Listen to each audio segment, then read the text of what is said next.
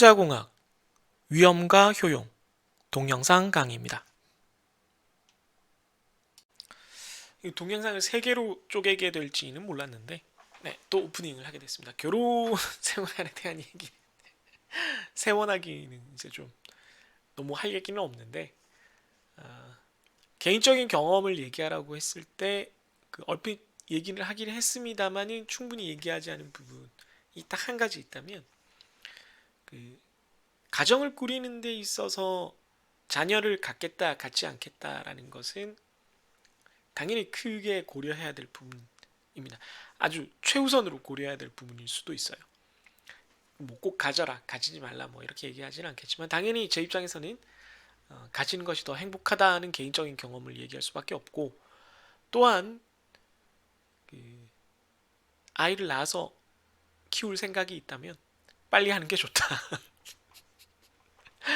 네, 학생 여러분들께도 얼핏 얘기를 수업 시간에 했겠지만 제가 나이가 굉장히 많이 지난 다음에 아이를 낳은 입장이기 때문에 결혼은 제 그 세대에서도 그렇게 늦지 않은 편이었는데 제가 32에 한국 나이로 결혼을 했는데 아이는 한국 나이로 41에 낳은 것 같거든요. 네, 지금 한국 나이 만 나이 왔다 갔다 하느라고 좀 헷갈립니다만 네, 42이었네요 한국 나이로는. 그러니까 이게 좀 여러 가지로 어려움이 있습니다. 제일 큰 건 체력이고요.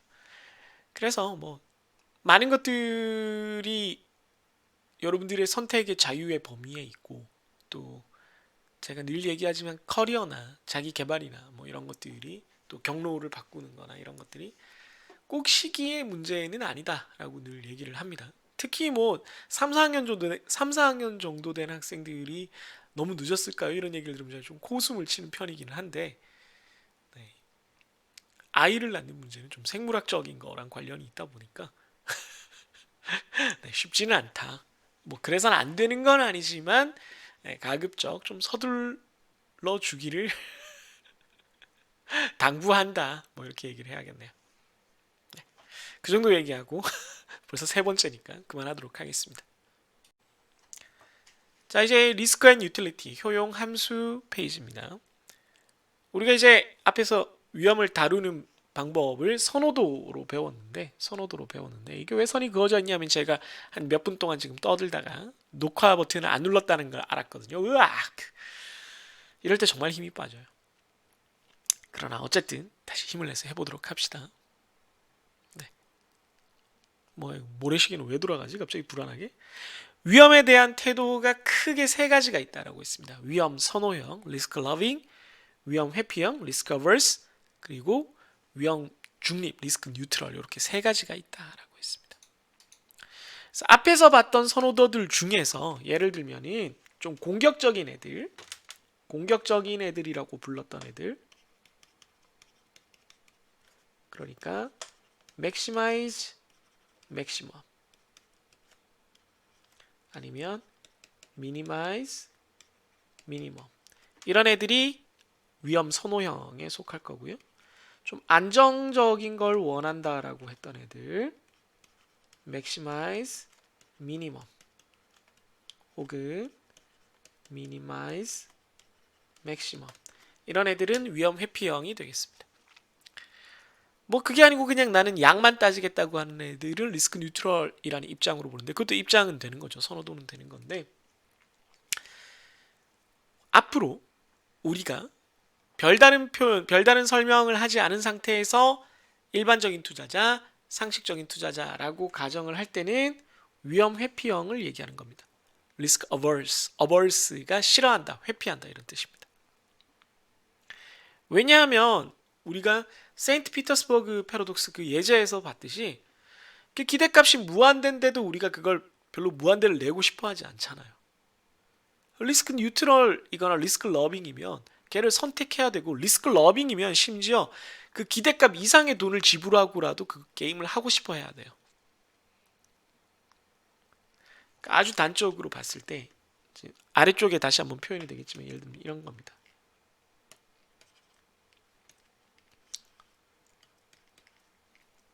(10만 원을) 내고 복권을 사서 빵원이 되거나 뭐 예를 들어 15만 원이 되는 그런 경우가 있다라고 합시다. 확률은 반반인데. 그러면 아니 이게 기대값으로 봐도 7만 5천 원밖에 안 되고, 그리고 이거 뭐 안 좋을 때는 빵원 되니까 10만 원 잃는 거잖아요. 그럼 내가 이걸 왜 해야 되느냐? 라고 생각하는 게 리스크 뉴트럴이나 특히나 리스크 어버스한 사람의 입장이에요. 근데 리스크 러빙한 사람은 물론 이제 좀 따져봐야 되지만, 계산을 해서 따져봐야 되지만 이걸 하고 싶다라고 생각하는 사람입니다. 쉽게 말해서 리스크 러빙한 사람은 어디에 많아요? 네, 강원랜드, 라스베이거스에 많고, 위험 회피형인 사람들은 보험 같은 걸 많이 드는 사람이죠. 아무튼 앞에서 우리가 뭐 이렇게 네 가지 정도의 맥시맥스부터 미니맥스까지 이렇게 네 가지 정도의 간단한 그런 선호도 반영 방식을 따져봤고, 그러나 그럼에도 불구하고 얘네들이 동점이 나오면 어떻게 가릴 수가 없어서 좀 한계가 있다라는 것까지 얘기를 했는데, 그러면 이거를 모든 경우에 우선순위를 다 가릴 수 있는 어떤 스코어링 시스템, 점수화하는 그런 시스템이 있었으면 좋겠다라는 생각을 하게 되고, 그걸 우리가 효용이라고 부릅니다. 효용. 그럼 그 효용을 계산할 수 있으려면 식이 있어야 되는데 그걸 효용 함수라고 부르는 거죠. 그래서 효용 함수가 어떤 모양, 어떤 성질이 되어야 되느냐? 우리가 이제 위험 회피형 투자자들을 우리가 가정을 한다라고 했으니, 위험 회피형 효용 함수는 어떤 형태여야 되느냐? 어떤 성질이어야 되느냐 하면 오목성을 가져야 됩니다. 컨케이티비티, 컨케이브라고 부르는데, 뭐가 오목하다는 거냐? 이게 수학적인 의미인데요. 이 가로축은 내가 얻게 되는 웨alth, 보통 또 이런 건 천천히 적어줘야지 또 학생들이.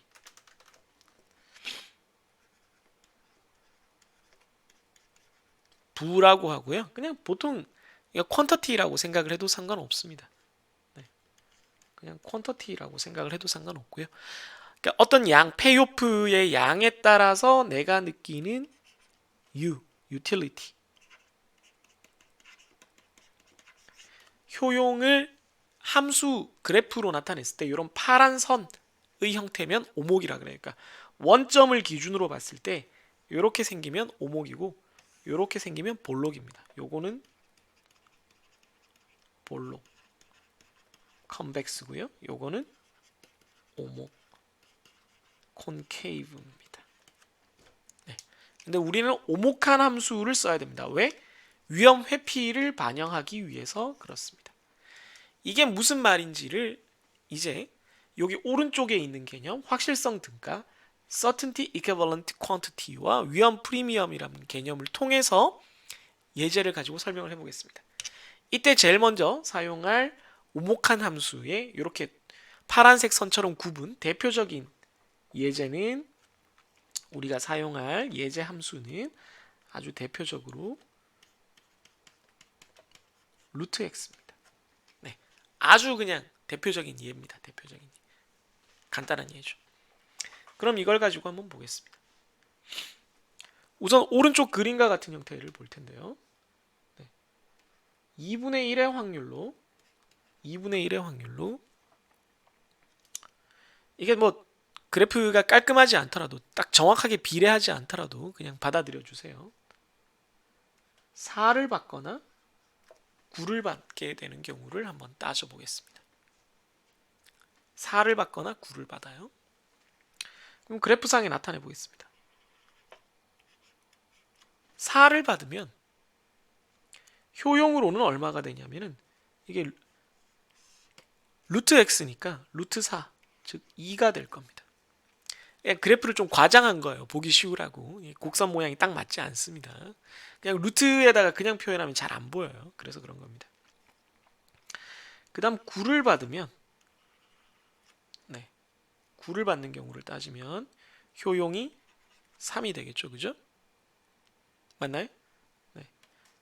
효용은 우리가 좀 다른 색깔로 적어 보겠습니다. 3. 그럼 얘는 2와 3이 됩니다. 그럼 절반 절반의 확률이니까 효용이 평균적으로는 얼마라고요? 2.5가 되겠습니다. 절반의 확률로 4, 절반의 확률로 9를 받게 되는 그런 페이오프를 가지는 어떤 대안이 있다. 그러면 그 친구의 효용은 2.5가 됩니다. 여기서 따지면 거리가 똑같은 이 지점을 따지면 그게 2.5가 되겠죠. 지금 확률이 반반이라고 했으니까 네. 절반의 확률로 2의 효용, 절반의 확률로 3의 효용이니까 네. 따졌을 때 2.5일 거 아니에요? 2.5를 이렇게 역함수로 하면 이 파란 선에다가 이렇게 다시 집어넣어서 1위로 오면 여기는 얼마가 될까요? 바꿔 말하면 루트 x가 얼마면은 2.5가 될까요? 4와 9의 절반 13이니까 4와 9를 합한 것은 13이니까 절반하면 6.5거든요. 여기는 6.5입니다. 근데 얘는 양변을 제곱하면 6.25예요. 6.25입니다.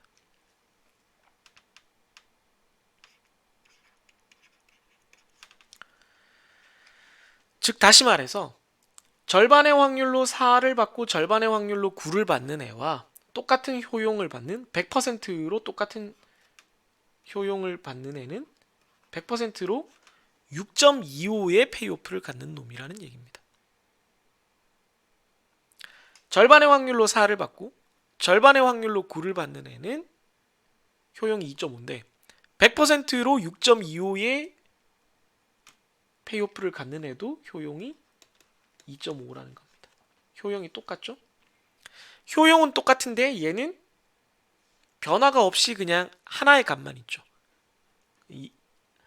변함없이 하나의 값만 갖는데 이렇게 위험 자산, 페이오프가 왔다 갔다 하는 자산과 효용이 똑같은 경우 여기가 지금 의미가 효용이 같은 거죠.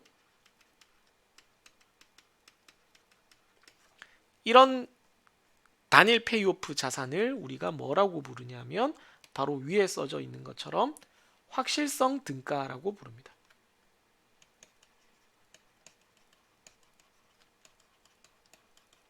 더 구체적으로는 이 6.25가 확실성 등가 CEQ가 됩니다. CEQ. 따라서 이 경우는 이 6.25가 CEQ가 되는 거죠. 무엇의 CEQ라고요? 이 오른쪽 절반의 확률로 4, 절반의 확률로 9를 받는 이 대안의 확실성 등가는 6.25다. 이렇게 얘기를 합니다. 그런데 4와 9를 그냥 이렇게 절반씩 평균을 하면 6.5거든요. 이걸 뭐라고 쓸 수 있냐면 이거는 이 차이를 우리가 이제 주목을 해봐야 되는데 얘를 그냥 절반 평균하면 6.5잖아요. 이게 뭡니까? 기대값이죠. 기대값. 근데 얘는 기대값이 얼마예요? 똑같이 6.25죠. 그럼 요 차이 6.5와 6.25의 차이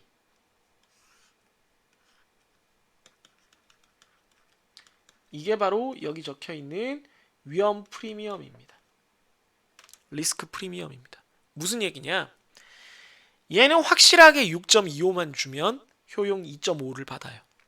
근데 얘는 4를 줬다가 9를 줬다가 왔다 갔다 하니까 기대값은 6.5로 더 높은데 효용은 2.5로 똑같아요. 효용은 똑같은데 얘는 왜 기대값이 더 높지? 뭐겠습니까? 위험을 그만큼 많이 가지고 있으니까 기대값이 높아야지 얘랑 효용이 똑같아진다는 겁니다. 그래서 지금 이 그래프에서 표현된 요만큼이 리스크 프리미엄이 됩니다. 따라서 리스크 프리미엄은 위험이 얼마나 들어갔는지를 보여주는 상대적 지표가 됩니다.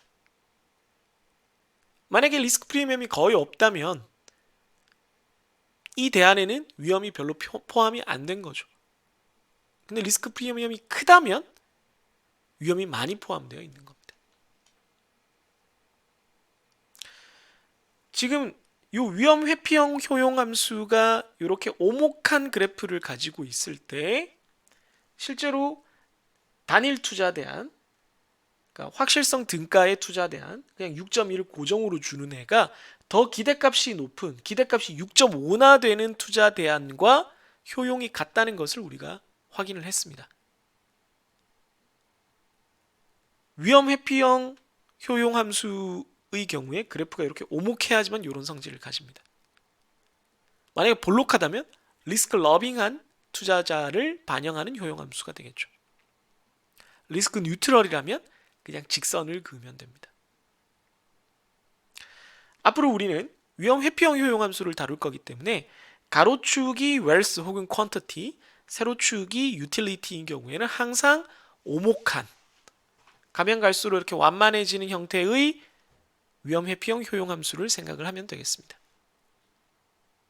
그랬을 때 왔다 갔다 4와 9, 뭐 얼마면 얼마 이렇게 왔다 갔다 페이오프를 주는, 즉 위험이 존재를 하는, 여러 가지 가능성이 존재하는 대안과 완전히 동등한 효용을 갖는 단일 페이오프의 크기를 우리가 확실성 등가라고 부르고, 그 확실성 등가와 이 위험 투자 대안의 기대값의 차이를 리스크 프리미엄이라고 부른다는 것을 알아두면 되겠습니다. 이해했나요? 요거를 예제를 좀 보면서 해보겠습니다. 우리가 방금 본 것처럼 그냥 루트 형태로 된, 단순하게 루트 함수로 된 그런 효용 함수를 가정하고 앞에서 본 A와 D의 투자 대안을 한번 따져보고요. 더 나아가서는 로그 함수인 경우도 한번 보겠습니다. 그런데 뭐 로그 함수인 거는 뭐 함수만 달라지니까 그냥 뭐 루트인 경우만 봐도 크게 차이는 없겠습니다. 같이 한번 보죠.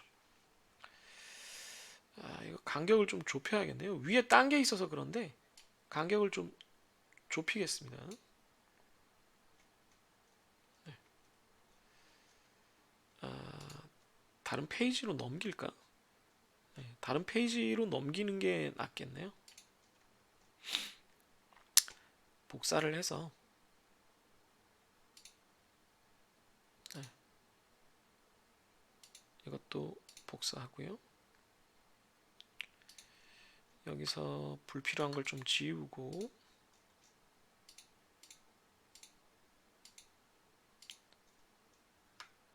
효용함수 파트부터 보겠습니다.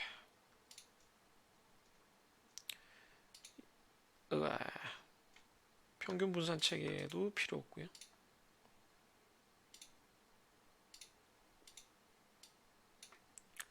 시트 2가 되겠네요.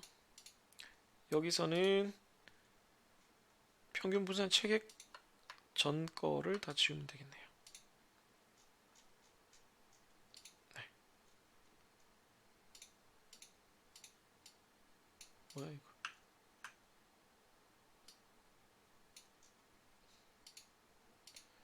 네, 그래프 제대로 있죠? 네, 한번 보겠습니다. 아이고.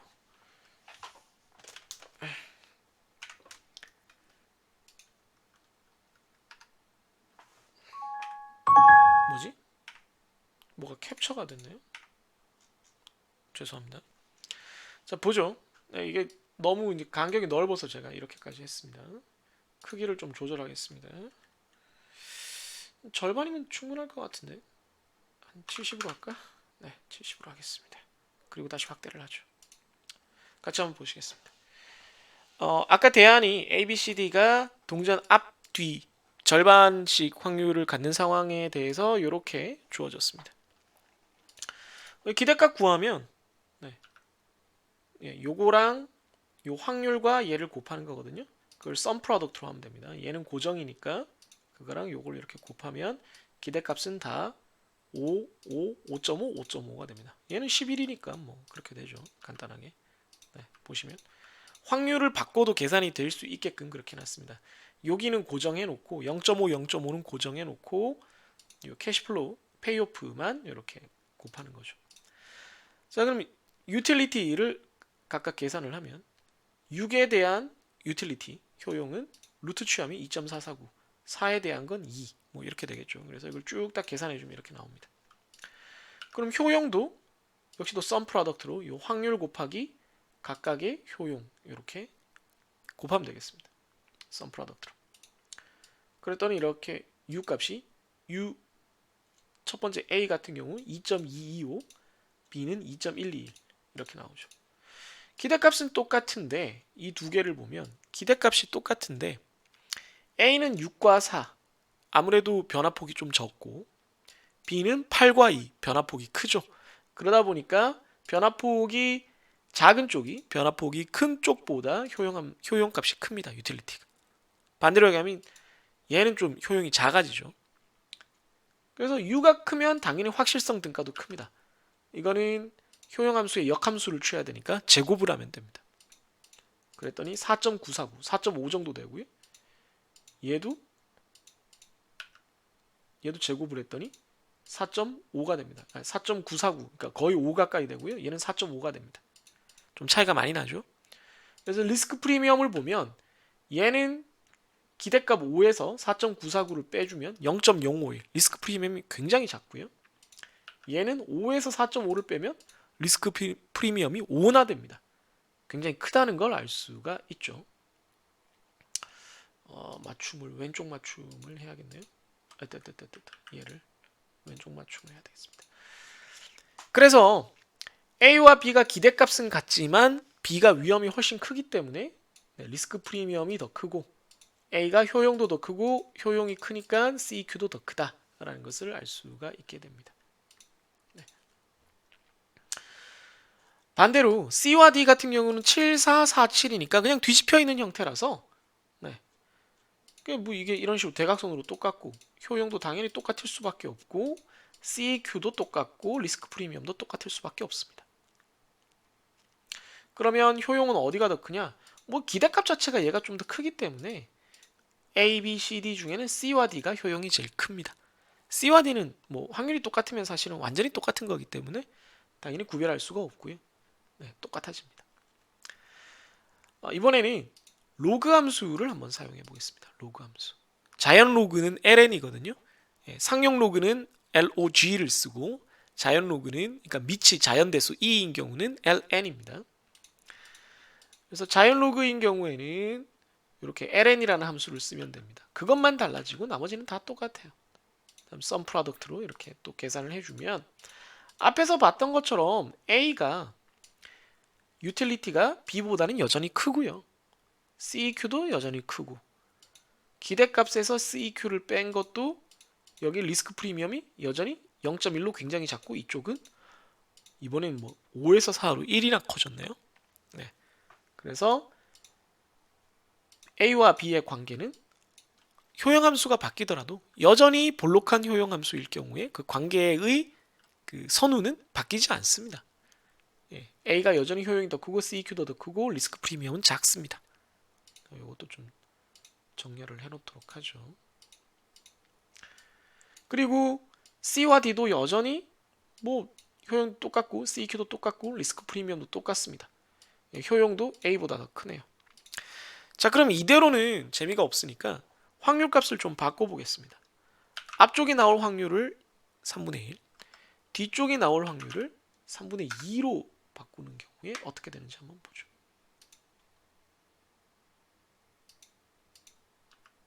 이 역함수가 익스포넨셜인데 이게 너무 커서 안 되나요? 이게 숫자가 아니라고 판단을 하는 거군요. 네, 죄송합니다. 에헤이. 네. 3 2 나누기 3 이렇게 하겠습니다. 이게 0.33, 0.67까지만 보이지만 사실은 다 들어갔어요. 네, 제가 이퀄을 빠뜨려서 그렇습니다. 이렇게 했더니 효용은 여전히 A가 더 크고요. 특히나 B 같은 경우는 앞면일 때 좋은데 앞면일 때의 확률이 줄어드니까 효용이 더 크게 줄어들었습니다. 네, CEQ도 A가 더 크고 리스크 프리미엄도 훨씬 더 차이가 납니다. 그런데 C와 D 같은 경우는 이제 좀 달라졌죠. 개별 효용을 구한 거는 이렇게 대각선까지는 똑같은데 유틸리티를 구할 때 이 확률을 곱해야 되니까 앞쪽에 앞면이 나올 때 효용이 큰 C는 유틸리티가 1.573으로 줄어들었고요. 얘는 D는 뒤쪽에 유틸리티가 많이 있으니까 1.76으로 좀 늘어났습니다. 그래서 CEQ도 D가 더 크고 리스크 프리미엄도 D가 좀 더 크네요. 그렇게 나타났습니다. 반대로 되면 어떻게 되는지 한번 보겠습니다. 이렇게 되면 B가 더 좋아질까요? 그렇진 않네요. 그래도 여전히 A가 유틸리티가 좀 더 큽니다. 그래도 아까보다는 유틸리티 차이가 좀 줄어들었고요. 이쪽은 뭐 역전됐죠, 뭐. 이렇게 됐습니다. 만약에 이제 B를 유리하게 하고 싶어서 B를 한 80%, 앞을 80%, 뒤를 20% 이렇게 하면 드디어 B가 A보다 좋아지는 상황이 왔습니다. 그러나 리스크 프리미엄이 A보다 적어지진 않습니다. 다만 그냥 B에게 유리한 상황이 많이 생긴다는 거죠. 그래서 이런 식으로 여러분들이 확률값을 바꾸거나 여기에 있는 페이오프 값을 바꿔가면서 루트가 효용함수인 경우, 자연 로그가 효용함수인 경우에 대해서 한번 다양하게 계산을 해보기를 바랍니다. 그럼 좀 더 이해가 잘 될 거예요. 네, 이제 마지막 평균 분산책입니다. 이제 앞에 효용함수를 통해서 우리가 뭐 애매하게 안 갈리는 애들도 그 선호도를 바탕으로 뭐 대부분 이제 위험 회피형이지만 그 선호도를 바탕으로 우리가 스코어링을 해서 효용이라는 걸 스코어링을 해서 계산을 해서 어느 게 더 좋고 나쁘다. 그리고 그 위험한 투자 대안을 단일 투자 대안, 단일 페이오프의 투자 대안으로 바꾸는 방법. 그걸 CEQ라고 확실성 등가라고 불렀고 확실성 등가와의 기대값 차이를 통해서 리스크 프리미엄, 위험이 들어간 정도도 이렇게 뽑아낼 수 있었고 이런 계산을 다 했습니다. 그런데 이제 뭐 동전의 앞면 뒷면 좋아진다 나빠진다 뭐 이런 케이스로 나눠서 확률값을 다 주고 개별 사건의 확률값을 다 아는 상태에서 우리가 이제 하는 건데 그렇게 세부적인 정보가 존재하지 않죠. 예를 들면 우리가 주식시장이라 그러면 주식시장이 요만큼 오른다 요만큼 오른다 요만큼 오른다 이만큼 오른다 혹은 떨어진다 요만큼 떨어진다 이만큼 떨어진다 이걸 모두 다 사건을 다 쪼개서 개별 사건의 확률을 다 우리가 알고 있다. 그러면 참 좋겠지만 그렇게는 잘 안 되죠. 그렇게 하는 건 너무나 복잡합니다. 그래서 우리가 실제로는 어떻게 그 미래의 위험을, 미래의 가능성을 다루냐 하면은 좀 단순화하죠. 어떻게? 연속 확률 분포로 보는데 정규 분포로 봅니다. 이런 식으로 보는 거죠. 미래가 대충 이 정도가 평균일 것 같은데 뭐 예를 들면 인플레이션을 따져서 한 1, 2% 성장하는 게 기본일 것 같은데 업 2%가 평균일 것 같고 대충 이 정도의 분산을 가지고 이렇게 퍼져 있다. 그래서 엄청 좋을 수도 있고 엄청 낮을 수도 있고 이렇게 퍼져 있는데 우리가 이거에 대한 세부적인 건 다 모르지만 평균과 표준 편차는 안다. 지금 평균은 플러스 2죠. 그것만 가지고 우리가 전체의 분포를 알 수 있으니까 이걸 가지고 계산을 하자 이렇게 되는 겁니다.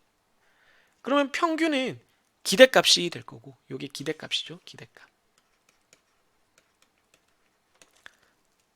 쉽게 말해서 이게 퀀터티에 해당하겠죠. 양, 평균적인 양. 그럼 위험은 어디에 반영이 되느냐? 위험은 바로 여기에 반영이 되겠죠. 시그마 혹은 시그마 제곱으로 반영이 되죠.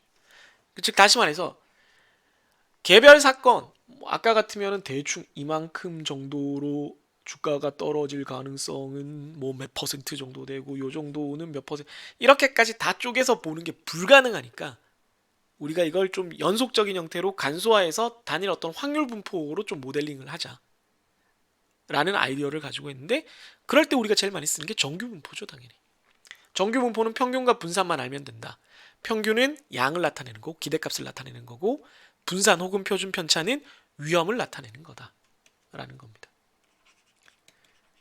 그래서 가짓수가 뭐 1000가지, 2000가지 이런 경우에 미래에 대한 확률을 다 계산하고 그때의 페이오프가 얼마다 이렇게 안 하고 우리가 미래에 얻게 될 페이오프의 평균과 표준 편차만으로 모든 걸 다 나타내는 방식을 mean variance framework, mean variance framework, 평균 분산 체계라고 부릅니다. 평균 분산 체계.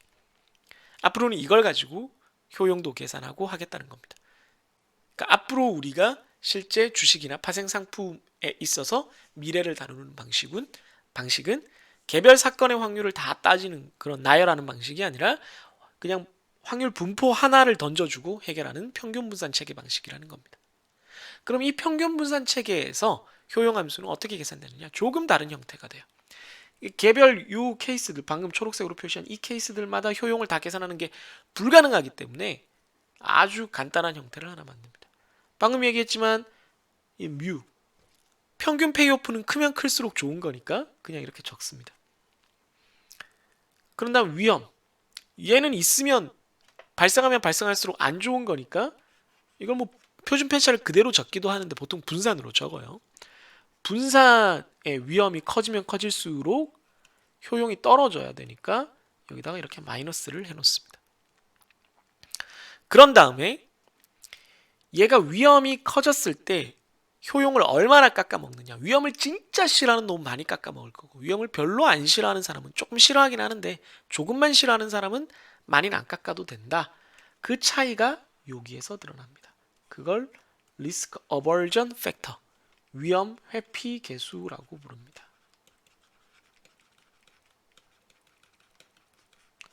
방금 설명했지만 이게 크면 클수록 위험을 많이 싫어함. 우리가 그래서 이런 투자자를 보수적인 투자자라고 부릅니다. 네. 이거는 위험 회피랑은 달라요. 다 위험 회피인데 그 중에서도 더 위험 회피하는 사람이에요. 그럼 이게 조금 작은 사람은 위험이 조금만 싫은 사람입니다. 이런 사람은 뭐 상대적으로는 조금 공격적인 투자자입니다. 약간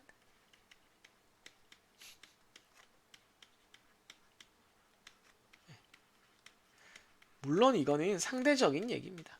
이 사람이 위험을 선호한다까지는 아니고 위험을 회피하는 사람 중에는 그래도 위험을 좀 잘 견디는 사람이라는 얘기입니다. 그러니까 뭐 리스크 톨러런스가 좋다라고 표현하기도 합니다. 아무튼 자, 그럼 이걸로 이제 효용 함수를 그려보기 이전에 우선 지배 원리부터 한번 따지겠습니다. 평균 분산 체계의 가로 세로축이 어떻게 되는지부터 알아야 되니까요. 평균 분산 체계는 보통 효용을 축으로 만들지 않고 세로축은 이 페이오프의 평균값, 지금 이 확률 분포가 페이오프의 분포거든요. 그러니까 페이오프의 평균값입니다. 그런 다음에 얘는 페이오프의 표준 편차, 분산이 아니라 표준 편차를 기준으로 그래프를 그려요. 그래서 mean variance framework인데 실제 적히는 값은 평균과 표준 편차입니다. 그걸 알아두셔야 되고요. 어쨌든 이거는 퀀터티에 해당하고 이건 리스크에 해당한다는 걸 알아두시면 되겠습니다. 그러면 여기에 어떤 자산이 있다라고 치면 어떤 투자대한 X가 있을 때 우리가 여기를 크게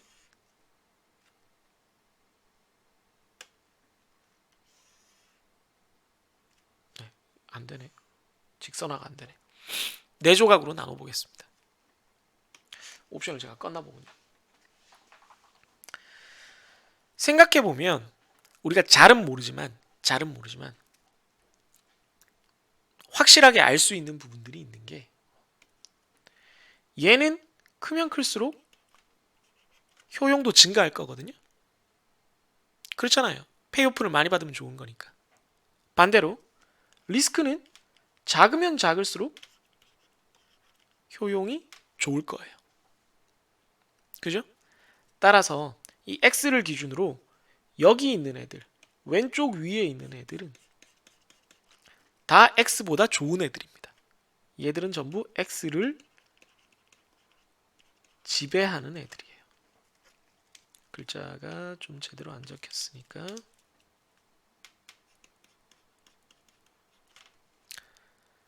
아무나 하나 찝어보면 얘는 x보다 기대값은 크고 위험은 작은 애잖아요. 자, 그럼 반대로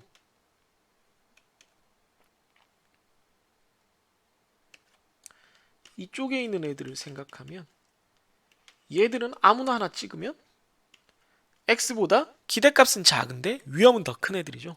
그래서 얘들은 전부 다 x가 지배하는 애들입니다. 지배 원리가 적용이 되죠. 그럼 나머지 이 두 영역은 잘 모르죠. 이 나머지 두 영역에 있는 애들, 예를 들면 얘는 x보다 좋은가? 얘는 x보다 좋은가? 이걸 우리가 판단하기 위해서 효용함수가 필요한 겁니다.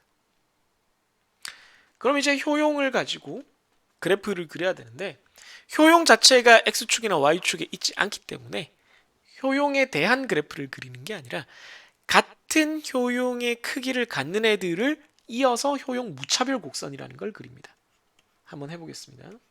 오른쪽에 세로 한번 그리는 겁니다.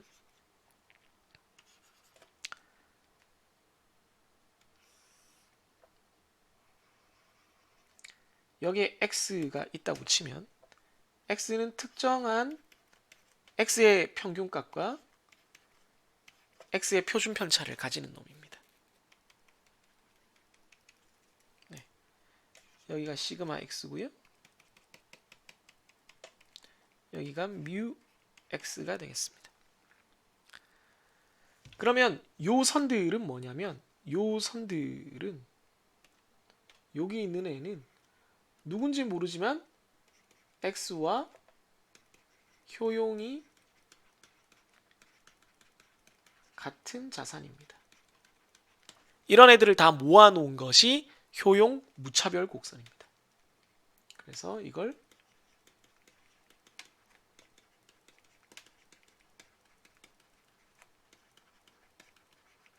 효용 무차별 곡선이라고 불러요. 이거 그냥 등고선이라고 생각하면 됩니다. 그러면 만약에 x보다 효용이 낮은 애들의 효용 무차별 곡선은 어디 있을 거냐면 여기에 있겠죠. x보다 효용이 큰 애는 이렇게 있을 겁니다. 즉 다시 말해서 전체적인 방향이 어떻게 되느냐 하면 여기 지금 지배가 그렇지만 이쪽으로 갈수록 좋은 거잖아요. 여기서도 이쪽으로 갈수록 효용이 증가하는 형태가 되는 겁니다. 이해되셨죠? 자, 그러면 이 x의 효용값이 얼마인지는 뭐 이 형태로 구할 수가 있을 텐데 이거의 CQ는 어떻게 되느냐? CQ랑 리스크 프리미엄은 어떻게 구하느냐? 이거 좀 간단해요. 보면 CQ라는 거는 얘랑 효용은 똑같은데 위험이 없는 놈을 말하는 거잖아요. 앞에서 우리가 얘기를 했지만 고정되어 있는 거.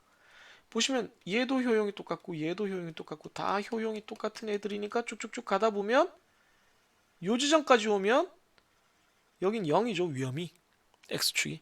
따라서 얘가 CQ가 됩니다. X의 CQ가 돼요. X랑 똑같은 효용을 가지려면 고정적으로 요 정도 수익을 내주면 됩니다. 그러면 실제로 X의 평균 수익은 평균 페이오프는 UX잖아요. 그러면 이렇게 그어서 이만큼은 뭐겠습니까? 이만큼은 바로 X의 기대값과 CQ의 차이니까 네, 리스크 프리미엄이 되겠습니다.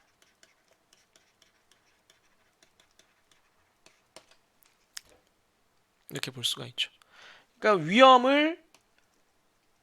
위험을 이만큼 포함하고 있기 때문에 그거에 대해서 이만큼 더 기대값으로 보상을 해줘야 CQ랑 똑같은 효용이 된다. 이런 뜻이죠. 위험에 대한 보상이라고 합니다. 그래서 이걸 리스크 프리미엄 혹은 리스크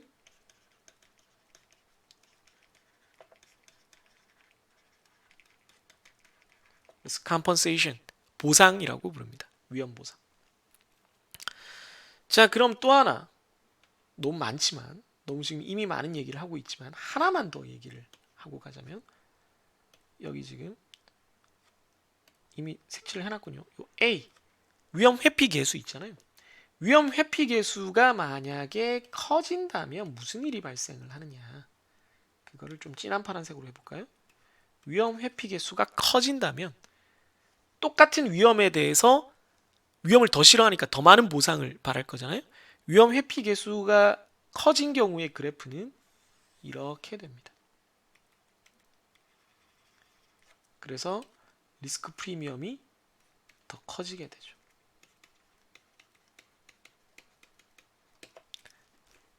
이해되세요? 네. 똑같은 위험에 대해서 그렇다는 거고요. X의 효용값 자체는 원래는 줄어들겠죠. 그래서 A가 커지면 이게 더 가팔라진다. 이런 얘기입니다.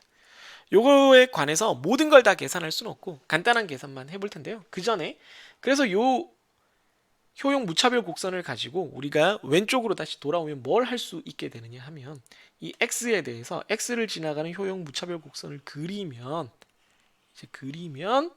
아까 우리가 궁금했던 얘랑 얘에 대해서 의사결정을 할 수가 있게 되죠. 얘는 X보다 안 좋죠. 효용 무차별 곡선 아래쪽에 있으니까. 얘는 X보다 좋은 애입니다. 효용 무차별 곡선 위에 있으니까. 네, 그걸 이제 다 구별할 수 있게 됩니다. 따라서 이 노란색과 빨간색 영역은 효용함수 없어도 우리가 평균 분산체계 mean variance framework에서 자동으로 지배 원리로 판단을 할 수가 있는 애들이고 나머지 두 사분면에 대해서는 효용함수가 있어야 우리가 결정을 할 수 있다라는 걸 알게 됩니다. 이해하셨나요? 그러면 같이 한번 예제를 보도록 하죠. 시트 3으로 제가 이렇게 만들어 놨는데 좀 줄여야지 잘 보이겠네요. 네. A, B, C, D가 평균과 표준 편차가 이렇게 있습니다. 이게 페이오프의 크기라고 했는데 이제 보통 페이오프가 그 받는 돈 자체가 아니라 수익률로 표현이 될 거예요. 네. 그래서 2분의 1 A를 제가 8로 이렇게 잡았을 때 15% 8%인 경우 이걸 구하면 당연히 앞에서 우리가 얘기한 것처럼 이렇게 확대를 해서 보면 뮤 마이너스 2분의 1 A 곱하기 시그마 여기 8%의 제곱 제곱이라서 이렇게 곡선이 되는 거거든요. 의 형태로 우리가 됩니다. 그래서 계산하면 유틸리티가 이렇게 다 다르죠. 그래서 A, B, C, D가 이렇게 있는데 얘는 지금 아니구나. 얘가 10이니까 얘가 D군요. D. 유틸리티가 제일 큰 거는 C. 20의 10 얘입니다. 얘가 제일 유틸리티가 크고 그 다음은 A. 그 다음은 D. 그 다음 제일 작은 건 B가 되겠네요. 이런 식으로 효용을 구할 수 있고요. 효용 무차별 곡선을 실제로 그려보면 아까 본 것처럼 마이너스인데 잘못 넣었네요. 0.5a 값을 8로 잡았을 때 0.5a 값을 8로 잡았을 때 죄송 플러스 맞네요. 이게 뭔 얘기냐면 u는 뮤 마이너스 2분의 1 a 시그마 제곱인데 뮤를 이 세로축이 뮤이고 가로축이 시그마잖아요. 뮤와 시그마에 대한 2차 함수로 나타내려면 얘를 이렇게 넘기면 돼요. 그러면 뮤는 유틸리티 플러스 2분의 1 a 시그마 제곱 되거든요.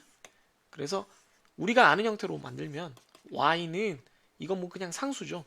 u 플러스 2분의 1 a x 제곱 그럼 x에 대한 2차 함수 형태로 나타낼 수 있다는 걸 우리가 볼 수가 있죠. 그래서 이렇게 해서 해본 겁니다. u가 10%일 때 해본 겁니다. 0.5a 값을 8로 잡고 표준 편차가 0일 때부터 즉 여기서부터 표준 편차를 조금씩 시그마를 조금씩 늘려갔을 때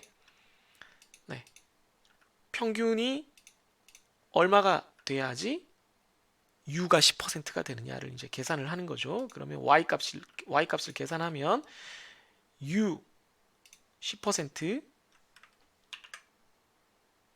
U 10% 더하기 2분의 1 A 8이라고 했죠. 거기다가 표준 편차. 지금은 0이지만 그거의 제곱을 더하면 평균이 이렇게 나옵니다. 그 다음 리스크 프리미엄은 뭐 0이겠죠 지금. 그런 다음에 이게 쭉 시그마가 늘어감에 따라서 평균이 늘어가는 과정이 보일 겁니다. 리스크 프리미엄은 얘와 이 시그마가 위험이 하나도 없는 CQ인 10%와의 차이가 될 겁니다.